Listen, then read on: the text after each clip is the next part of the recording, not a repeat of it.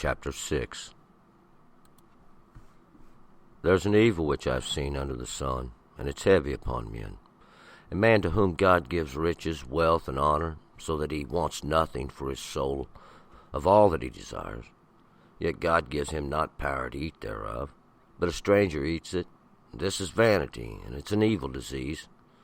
If a man beget 100 children, and live many years, so that the days of his years are many, but his soul have not enough of good, and moreover he have no burial, I say that an untimely birth is better than he, for it comes in vanity, and departs in darkness, and the name thereof is covered with darkness. Moreover it hath not seen the sun, nor known it. This hath gratification rather than the other. Yes, though he live 1,000 years, twice told, and enjoy no good, do not all go to one place? All the labor of man is for his mouth, and yet the appetite is not filled. For what advantage hath the wise more than the fool, or the poor man that hath understanding in walking before the living? Better is the seeing of the eyes than the wandering of the desire. This also is vanity and striving after wind. Whatsoever comes into being, the name thereof was given long ago, and it is foreknown what man is. Neither can he contend with him that is mightier than he. Seeing there are many words that increase vanity, what is man the better? For who knows what is good for man in his life? All the days of his vain life which he spends as a shadow. For who can tell a man what shall be after him under the sun? All right, let's go back up, verse 1. Continuing with the words of the Ecclesiastes, or the Kohelet, this one who got these words together or assembled them up. He took time to meditate. For some of us, I guess, for some, he took time to meditate for. But, I would like to believe there's more to life than just what the author is letting on to. We're going to pick it up here in verse 1. There's an evil which I've seen under the sun, and it's heavy upon men. And continuing from the last chapter, where we had this one who had wealth, and God gave him a little bit of enjoyment of it as a gift. Here's one. There's an evil, and this is not a good thing. An evil is the opposite of good. It's like hot and cold. I've seen it under the sun. It's heavy upon men, and heavy is means we got a little weight. They're packing something. It's a little burden. It looks like they're carrying it through time. 2, a man to whom God gives riches, wealth, and honor, so that he wants nothing for his soul of all that he desires. Yet God gives him not power to eat thereof, but a stranger eats it. This is vanity, and it's an evil disease. It's the man, or this man, God gives riches. Generation, maybe even God gives great riches and wealth and honor, and they have ability, but we'll find out they don't get the ability to enjoy it, to take part of it, to the power to eat it or to consume it, because this is an old saying here that you can't have your cake and eat it too, but a stranger eats it, because we have the one. He has all this, and he enjoys that which he does, but we have another, and he doesn't get to enjoy it. It's vanity. It's a waste of time. It's an evil disease or a sickness that's in man, because we'll see they pursue a false happiness is basically what ends up happening. 3, if a man beget 100 children and live many years, so that the days of his years are many, but his soul have not enough of good, moreover he have no burial, I say that an untimely birth is better than he. Now, if a man has 100 children, which would be quite the accomplishment, he would have to live many years. At the days of his life, the years would have to be literally many. His soul didn't have enough good. But his soul didn't have enough good. He didn't have no enjoyment of life. Moreover, he didn't have a place to go be buried. I say that an untimely birth is better than he. I would raise question to this. For For it comes in vanity and departs in darkness, and the name thereof is covered with darkness. Because it comes in vanity, and we're talking about the untimely birth. That untimely birth that was going to be born, that never was born. It was a waste of time, that period which it was carried. It departs in darkness, kind of like this one. The comparison is being used to the one who didn't have no good in life. The name thereof is covered with darkness, and that kind of the way it's known. His name was covered with darkness. He was known to have 100 children and live a long time, but all the days of his life was misery. So he's kind of covered with the same darkness that Shem, the other, was never born. Nobody ever knew what the name was. 5. Moreover, it hath not seen the sun, nor known it. This hath gratification rather than the other.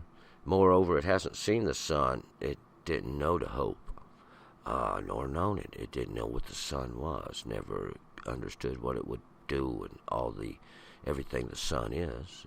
No knowledge, no understanding. This has gratification rather than the other. Having gratification over the other, having not lived, or having lived, and maybe not done so well. 6. Yes, though he live 1,000 years twice told, and enjoy no good, do not all go to one place? And that would be the great question. Even if he did live 1,000, 2,000 years, what good is it if he didn't enjoy no good? Now, everybody's going to die. We'll find out, though. The experience is worth something. If we don't experience death, we don't know what life is. So that's the greater question. It's better to know what life is and to desire it than to not know and not desire it. 7. All the labor of man is for his mouth, and yet the appetite's not filled. Everything man does, for his mouth, one way or the other, so he'll have knowledge, or so he'll have something to eat. 8. For what advantage hath the wise more than the fool, or the poor man that hath understanding in walking before the living? What advantage? Well, there are many that the wise would have over the fool. One thing is the fool doesn't learn not to mash his finger, and the wise man does. So there's a great advantage. If we got to walk among the living, that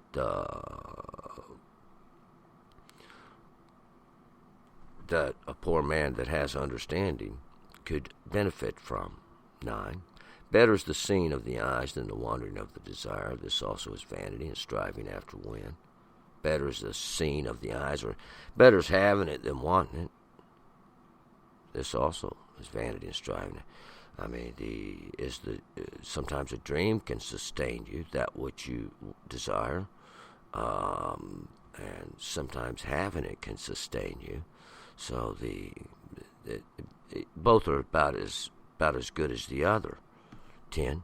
Whatsoever comes into being, the name thereof was given long ago, and is foreknown what man is. Neither can he contend with him that's mightier than he. Whatsoever comes into anything that is, has been, was, and it's already got a name. Everybody knows it by it. We don't have to give it a name. Some people nickname things and give it a little different name.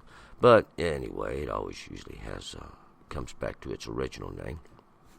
It was received long ago, is already in place. It's foreknown what man is. Everybody already knows what a man is. It's no great big secret. He's not God.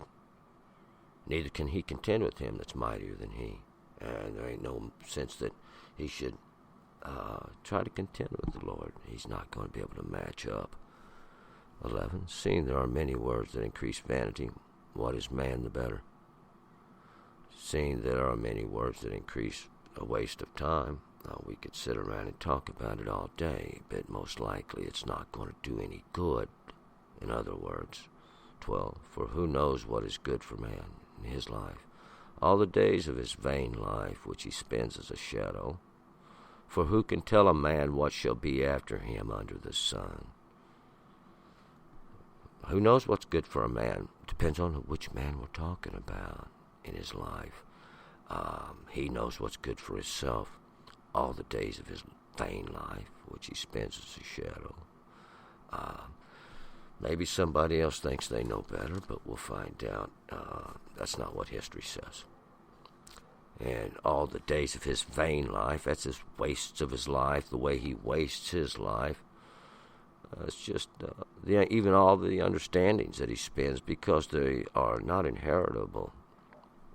He spends them like a shadow, and if you ever have time or take time to sit and watch the shadow, it moves, it passes by. It has a beginning length, and the end, the length thereof, has already been determined. And nobody can tell you what's going to happen. Nobody can even say there will be a tomorrow, but we can assume, as according to that which has been before, we can kind of look and see what's going to be.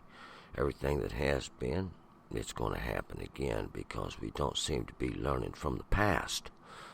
And that's the big secret. We're going to move forward to Ecclesiastes chapter 7. Turn, return.